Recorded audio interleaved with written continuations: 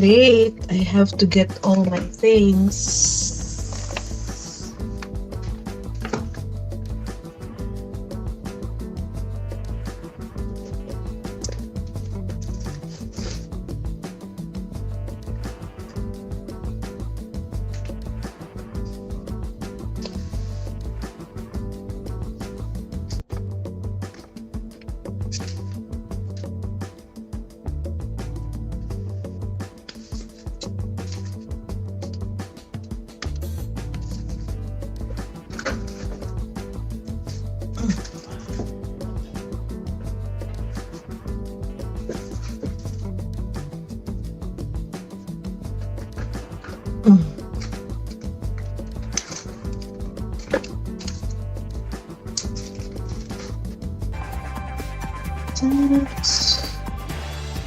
Welcome back to Morning Brief presented by Robinhood. Now time for some of today's trending tickers. We are watching Synopsys, Strategy, and Accenture.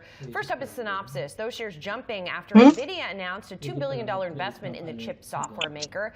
Its Synopsys deal adds to a series of investments that NVIDIA has made with companies, including OpenAI and CoreWeave, involved in the AI economy. However, NVIDIA's investments have raised concerns of circular financing deals. Synopsys is one of the largest providers of software and services used to design electronic components. It also, by the way, is a longtime partner of and client of NVIDIA. Next up is Strategy. The Bitcoin giant unveiling a dollar reserve to soothe concerns about possible Bitcoin sales. The company says it has created a $1.4 billion reserve to fund future dividend and interest payments.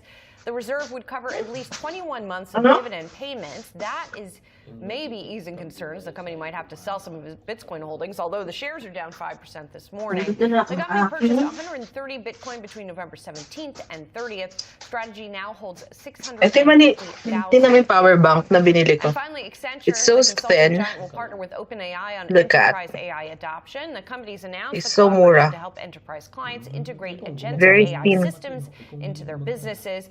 Accenture Ang liit will niya, equip ang tens of nipis. thousands of its It's so thin. employees with ChatGPT Enterprise, leveraging IT consulting, operations, and delivery work. Well, post-Thanksgiving, markets are back in risk-off mode this morning. Equities seemingly stuck between possible Federal Reserve dovishness and the risk aversion signals being sent by the crypto markets. Joining me now, Steve Sosnick, Interactive Brokers Chief Strategist. Steve, it's great to see you. Thanks for being with us. Hope you had a great holiday. Let's talk about the sort of push and pull in the markets here, because, you know, we're getting these signals that maybe Kevin Hass is going to be the next thing on the Fed. The markets are pricing in a rate cut coming up. But then you got crypto selling off on the other side. You got this risk aversion. Like, what's going on here? Well, good morning, Julie. Happy Monday, and I hope you had a good Thanksgiving as well. There are a lot of cross currents. I think, you know, today. Lagyan ko ng I coin think, first. first of all, it's hard to sort of take last week as too much of a starting point, because we really went up on very light volume. Essentially, this morning, we're giving back Friday's gains. And while I've gotten a lot of questions this morning from people about why are we down so much, not a single person asked me on Friday, why are we rallying? I gotta go. No volume. We're supposed Bye. to. At the end See of the month, you. it was window dressing, was a half day. Don't short adult tape, etc. But now we're just sort of giving that back a little bit. Obviously, the Bitcoin story is a bit more notable, and I have been noting that to a certain extent, algorithms are trading off of Bitcoin as a proxy for risk aversion or risk sentiment. And right now, the risk sentiment kind of fell right out of bed today. The proximate cause there was a big backup in Japanese bond yields, a big rise in the price of the yen. That makes the carry trade harder to come by because a lot of people use yen to finance other investments. And it's all, you know, it all sort of spirals upon itself. But I'm not going to read too much into it right now, again, because so much of this was built off of a light volume rally and a whole bunch of assets. Fair enough. And, you know, people are back from Thanksgiving, but maybe, you know, not seeing huge volumes necessarily here as we sort of get back underway. And so as you look at the outlook for rates, though, do you think that any positivity that comes if the Fed confirms and actually cuts rates, like, is that already priced into markets or not, because we've been seeing things sell off recently? I think we have been pricing that in, and I think the rally that we saw again, I discounted last week to a certain extent, but the rally began a couple of days prior. And the rally began as Fed funds expectations improved. And that actually is a pretty healthy reason for a rally. We went from, call it 30% to over 80% in a fairly short period of time. That's a big rejiggering of Fed rate expectations. And it's also no coincidence that the last high in the S&P 500 was basically was literally coincided with the last FOMC meeting, at which point Chair Powell threw some cold water on the idea of expecting a pattern of rate cuts going forward. And so I think we are repricing along that end. I think, you alluded to the Kevin Hassett story. I'll have to see. I'm going to watch the 10 years and some of the longer term instruments because if he is hewing to sort of the president's model of lower rates, forever, so to speak, I think people will start to get concerned about a rekindling of inflation and inflation expectations because you can't necessarily have both. But I think right now, I think the market is just more enamored with basically, as I mentioned, the algorithms are trading off of Bitcoin. They're also trading off of the probability of a cut at the next meeting. Right. And let's talk about AI too. I mean, I just mentioned a moment ago a couple of new AI headlines this morning. NVIDIA buying $2 billion worth of Synopsys, OpenAI now signing on Accenture partnership there, which is sort of like almost a daily occurrence, these kinds of headlines at this point. Is there just sort of a law of diminishing returns? I mean, where is the enthusiasm for the AI trade right now? Is it just in temporary hiding? I think in some regards it is. I think there's been much more of a reassessment of whether AI is bringing bottom line efficiencies to the end users, not just to the producers of the chips and the hardware, not just to the hyperscalers. Certainly the rally in Accenture that you alluded to earlier is based off of that premise, although it does sort of have a little reminiscent sense, it's a little bit reminiscent of sort of 1999 or 2000 when companies would get a 5% bump because they announced they were beginning a website. So I still want to make sure that this is producing bottom line results. I think the market is getting a bit more discriminating in that regard, which is a good thing because, quite frankly, if you're spending money or investing money, you really should be paying attention to what the end results of that investment are. But I think some of the bloom is off the rose, but I still think the mentality is still behind the AI trade because, quite frankly, it needs to be because it's such a dominant force in the market right now. And just real quickly, Steve, between now and the end of the year, any big catalysts that you would be looking for? I mean, is it just the Fed meeting? Is it Oracle earnings? Like, what are you watching? Well, we'll be the Fed meeting. It will be sort of the data dump, so to speak, as we start to get data coming in. It'll be delayed, but I think we're going to start to get a better picture. And then, you get back into the low volume period, and I think that sort of becomes the focus in and of itself because people. Again, it's just after 9 o'clock on Monday morning, and I've already gotten several questions about seasonality and Santa Claus rallies and things of that nature. So I think there's a lot of that baked in, and those are really going to be the main catalysts, I think. All right, great to see you, Steve. Thanks so much for joining us. Thanks, Julie. Coming up on Yahoo Finance is Opening Bid with our executive editor, Brian Sozzi. Soz, what's coming up on the show today? Hey, Julie, we're going to dig more into this sell-off in Bitcoin. Not a good way to start the trading month for the crypto faithful out there. And of course, Julie, how can we not touch on Cyber Monday? Black Friday seemed to have started well. The Cyber Monday deals are out there. What'd you pick up? I bought myself nothing. I don't need anything, Julie. No, what about gifts? What about gifts? Did you buy anything for anybody else? I'm gonna wait till last minute this year. I'm just not in the holiday shopping mood quite yet. I don't need anything. My life is very bountiful. I need nothing else. Okay. Just saying. Gifts. You should get something for the loved ones. You could get me something, Julie. I want something from you. Okay, I got to give that some thought. Thank you. All right, that does it for Morning Brief, presented by Robinhood. Much more ahead on Yahoo Finance.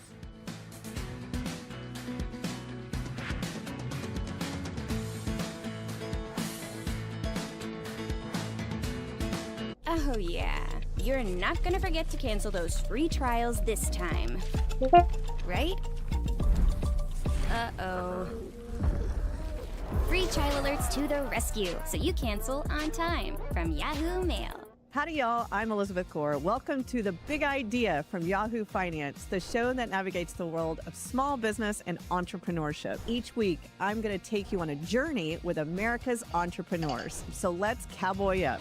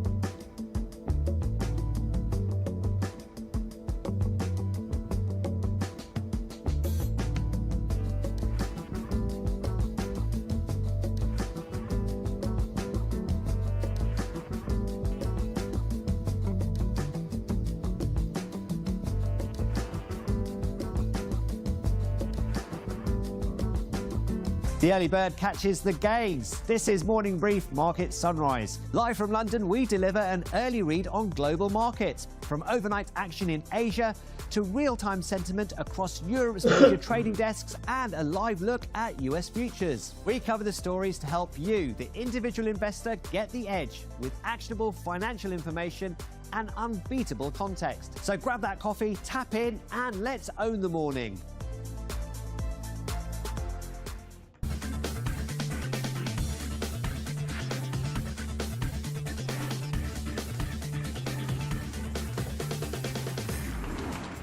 Good Monday morning on Wall Street. I'm Yahoo Finance Executive Editor Brian Sozzi, and this is Opening Bid. We have a little bit of everything for you today in the markets, from a renewed flight out of Bitcoin to surprisingly solid sales results from retailers to kick off the holiday shopping season. Then there's President Trump saying he has decided who the next Fed chair will be. This only 10 days out from the next decision on rates from the Federal Reserve. So busy week right out of the gate here on Monday. Having said that, let's get over to Brooke DePalma at the NASDAQ in Times Square to see what's hot moving out of the gate here. Good morning, Brian. Well, we're certainly seeing all three major indices lean to downward momentum to kick off this week, with the Dow, NASDAQ, and S&P 500 all starting off this week's trading session after that shortened trading week last week in the red. If we take a look, the NASDAQ is leading that downward momentum, down about 0.8%, extending the downward momentum that we saw, or rather the reversal from what we saw a bit last week. But the Dow also leaning lower, down about 0.6%, in line with the S&P 500. 500 is posting at the start of this trading session down about 0.6%. I do want to get quickly to the NASDAQ to take a look at what exactly is leading that downward momentum. We do have a lot of AI chips like NVIDIA, Broadcom, and Palantir, AMD, all down more than 1%, with Broadcom bordering that down 2% line and Palantir also down 2%. But also the Mag 7 seeing some downward momentum from Meta as well as Tesla. Google seeing a bit of downward momentum, and Apple also lower. But the big story today that I know we'll be getting to in the show is mostly crypto, because we're seeing this reversal, this risk-off sentiment among investors as we make our way into the end of the year. As you can see here, crypto crossed below that 85,000 threshold for the first time in quite some time. It's now down about 6% in intraday trading, and this really does extend the downward momentum that we've been seeing over the past month, down nearly 22% in the last month alone. And that same sentiment has extended into crypto stocks. Think about companies like Robinhood. Also, in addition to that, we also have other companies seeing some downward momentum, as much as down more than 40% in the past month alone when it comes to Argo blockchain. And so certainly in the red this morning, including Coinbase, down about 5% to kick off today's trading session. But despite that, despite this risk-off sentiment in the market, we do know that consumers are seeking out these deals to kick off or rather end this cyber weekend. They're expected to spend about $14.2 billion today alone. And we are seeing a bit of a mixed picture when it comes to retail stocks, with Nike, Lowe's, TJ Maxx, Costco, and Home Depot all in the red, in addition to Spotify. And lots of reds in this morning's trading session, Sazi. All right, thanks so much, Brooke. Really appreciate it. All right, here's what's on my watch list right now. The Bitcoin rout reappears. Bitcoin prices have started the week getting drilled. These are the top two reasons why. One, S&P Global Ratings downgraded its assessment of the stability of USDT, the world's largest stablecoin, to its lowest rating last week. The company warned that a further decline in Bitcoin's value could leave the token under-collateralized. Also not helping sentiment are new comments from Strategy CEO Phong Le, who said on a podcast Friday that the Bitcoin hoarder could sell the token if its ratio of enterprise value to Bitcoin holdings turned negative. We can sell Bitcoin, and we would sell Bitcoin if we needed to fund our dividend payments below 1x MNAV. Now, as we're looking at Bitcoin winter, as we see our MNAV compressing, my hope is our MNAV doesn't go below 1, but if we did and we didn't have other access to capital, we would sell Bitcoin. Strategy also issued cautious guidance this morning to reflect the plunge in Bitcoin prices. 1 month left in the trading year. There could be a lot of market catalysts this month beyond the December 10th decision on interest rates from the Fed. One of them is a December 16th jobs report release. Another are analysts tweaking profit estimates on companies for the fourth quarter before results start to trickle in mid-January. And it's Cyber Monday. Despite the widely publicized affordability crisis walloping shoppers, the start to the holiday shopping season appears to have been decent for many retailers. Black Friday's retail sales, excluding autos, rose 4.1%, according to MasterCard Spending Pulse data. That's stronger than last year's 3.4% growth. Adobe Analytics say consumers spent a record $11.8 billion online on Black Friday, up 9.1% year over year. Here in the opening bid roundtable, Adam Coons, Winthrop Capital Chief Investment Officer, Nicole Inouye, HSBC Head of Equity Strategy for the Americas, and Yahoo Finance Senior Reporter Brooke DePalma. All right, good morning to you all. Brooke, let me come back to you real quick on the start to the holiday shopping season. Really, what is your read here? Because sales look to have been strong, but we have been talking all week, really for the past couple weeks, about this affordability crisis. Brian, what I was surprised to see is that despite the fact that we've been seeing deals for months now, consumers continue to show up this past Cyber weekend, from, even starting on Thanksgiving, even starting way before Thanksgiving until this Monday. And what we're hearing from Adobe is that on Friday alone, the consumers spent about $11.8 billion. Saturday and Sunday combined, they spent another $11.8 billion. And now Cyber Monday is expected to be another record with $14.2 billion spent. And the read that I'm getting is that this is an extremely deal-seeking environment. Consumers really seeking out the ultimate deals. Are expected to splurge on furniture, electronics, and apparel today. And it seems as though maybe they waited until this moment to see, hey, am I going to get the best deal during this weekend? And will I ultimately splurge then? But certainly, these deals have been running even since the summer, even since July. And so it's interesting to see that this weekend consumers continued to show up in record spend. Nicole, welcome to the roundtable. Good to see you here this morning. I'm going to get into your outlook that you just put out for next year, but I wanted, before I get to that, you mentioned a two-speed market or economy right now. When you drill into the consumer, is the consumer perhaps more, I guess, resilient than the market has priced in?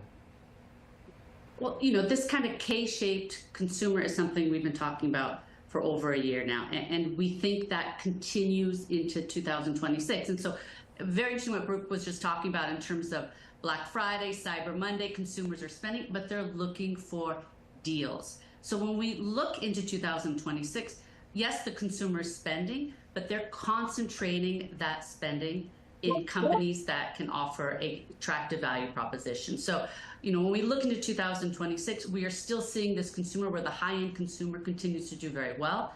The low-end consumer is under pressure. So you need to be very selective in the consumer discretionary space. But we're looking at companies, again, that can gain share. So where they can offer a very attractive value proposition and bring the consumer from all different income cohorts into the stores and really outperform. So again, I think this good Black Friday, Cyber Monday you're seeing it is really an example of shoppers looking for deals and a low-end consumer that is still under pressure. And going to next year, again, the K-shaped consumer we think continues, we think it widens, and you have to be very selective looking at either companies focused on a very high-end consumer or really those companies that can gain share in this sort of environment. Adam, I'm surprised by these numbers. I thought they would have been a little bit lower in terms of growth rates, given where the consumer is at in this country. Any interest in getting involved in more consumer discretionary names off of these numbers going into year end? I mean, do you even want these in your portfolio into next year? Yeah, I mean, I think it kind of was just said there. You got to be careful. The K-shaped economy is real. And I think what you're seeing here is obviously the upper end is continuing to do what they're doing. They're going to keep spending. The deal-centric folks are those who have kind of put purchases off and have seen that tariffs really haven't led to the inflation that maybe they were reading about or hearing in social media that was coming. And so now they're feeling a little bit better, and maybe they can buy, you know, those certain products heading into year end because, you know, the employment picture still is intact while, you know, it is getting a little bit worse. Overall, when you look on a relative basis, you know, the consumer, the working man is still, you know, doing okay. And so, yeah, I do think you want to, you know, look at different consumer stocks. I would focus more kind of on the luxury end right now, in particular because of that K-shaped kind of prop up that we're all talking about right now. But you do have to be selective. Valuations matter. The product matters. You know, you have to be very, very selective. Before we head to our chat on Bitcoin, take a look or a listen on what Hilton CEO Chris Nassetta just told me on my Opening Bid Unfiltered podcast about the Save the Shopper. Well, Chris, I talked to him, and he echoes what you guys said about, you know, the difference between the high-end and the low-end consumer. So very interesting there. Not seeing a drop down in business, so I guess the holiday season will come to a company like Hilton. But Brooke, let me get over to you on Bitcoin here. I mean, we're seeing another week where crypto sells off on the weekend and then that sell-off continues into the week. Yeah, that's what we're seeing at the open, Brian. If you take a look at Bitcoin, we saw a decline past that 85,000 threshold to kick off this week's trading session. And what we're seeing across the board is really this risk-off sentiment when it comes to cryptocurrency. Bitcoin down about 5.5%, Ethereum down more than 7%.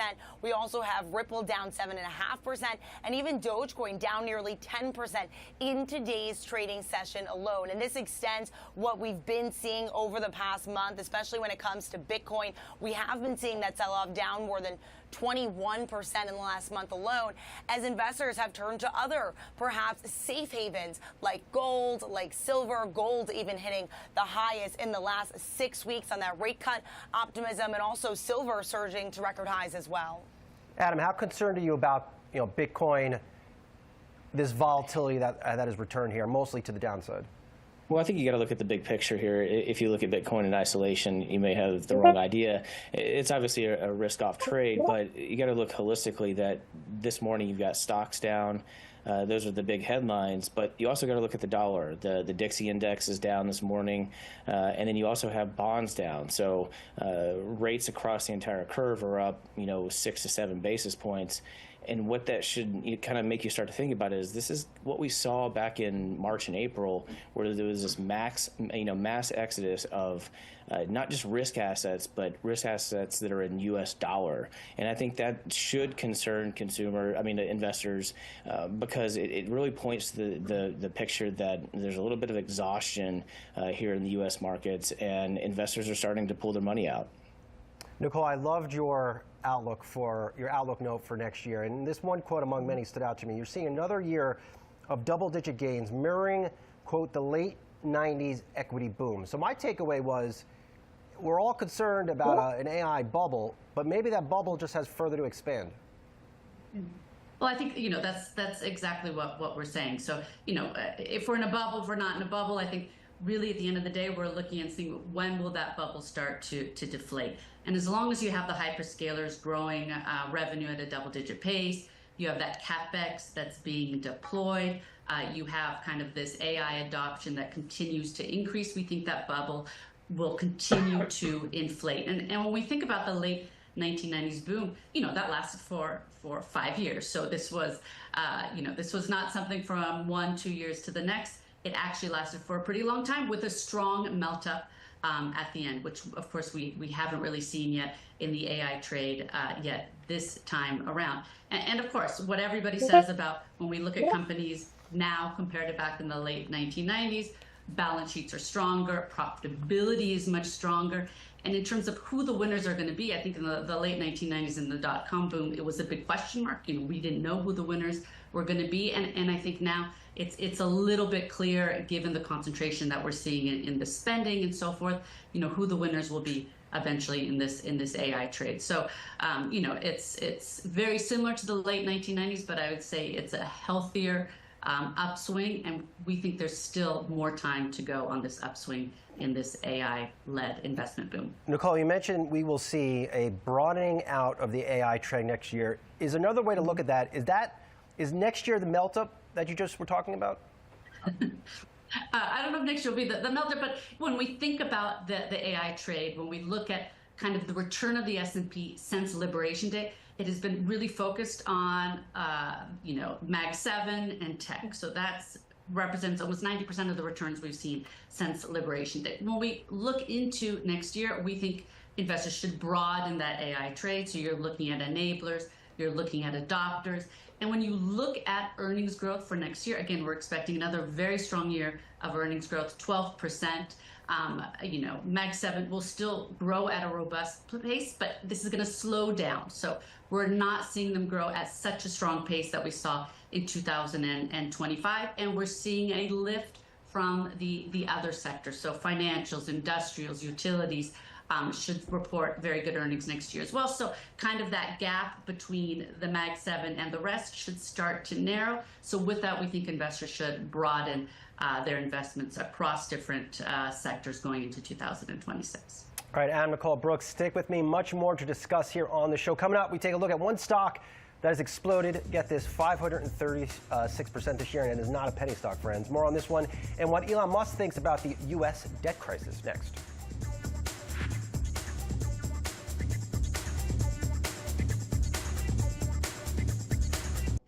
Elevate max security with compliance benchmarks in Jamf Pro. Choose a pre-configured industry standard or alter if needed to build your own. Choose Monitor Only to audit the state of your Apple fleet's compliance. When you're ready, choose Monitor and Enforce to ensure full compliance. This comprehensive feature makes setting up new benchmarks easy. Scope with smart groups, manage the rules, and deploy.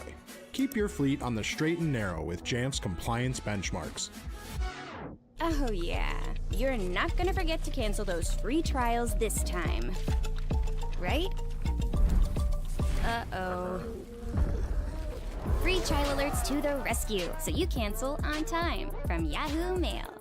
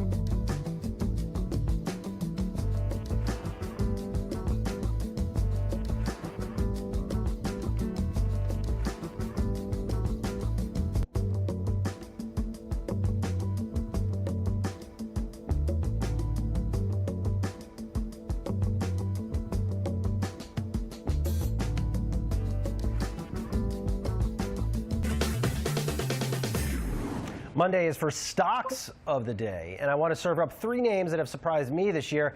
Hat tip to the Yahoo Finance social media team for pointing out one of these names on Instagram this weekend, SanDisk. Shares of the memory chip maker are up nearly 500% this year due to AI spurring higher prices for the company's gear. I have 2 other surprises I want to call out, though. We are smack in the middle of an AI boom, yet Salesforce shares are down, get this, 31% this year. That's despite the company spending another year hyping its AI agents. And then there is Nike. Its shares are down 15% this year, even as well-regarded Nike veteran Elliott Hill has been in the CEO job for more than a year. Interesting. Let's get some hot takes from the roundtable. Adam Coons, Nicole Inouye, and Brooke DePalma. Brooke, I'm going to start with Nike here. I am surprised that the stock hasn't gained more on Elliott Hill. I mean, I think he's solved their inventory crisis issue. He's driving some innovation. He's cut expenses. Like, what else does he need to do? Well, it seems like investors want him to do more. I think that it's a bit of a wait and game see there when it comes to Nike, as investors really try to seek out the fruit of this turnaround story that Elliott Hill now has been leading for the past year. The investors really want to see this company do well in a full-priced environment. We know that they're doing less discounting. They're also looking to return to wholesale retailers. I think at Dick's Sporting Goods, also Foot Locker, which recently was acquired by Dick's Sporting Goods. Those are partners that they lost in the past as they really focus on that D2C, that direct-to-consumer model.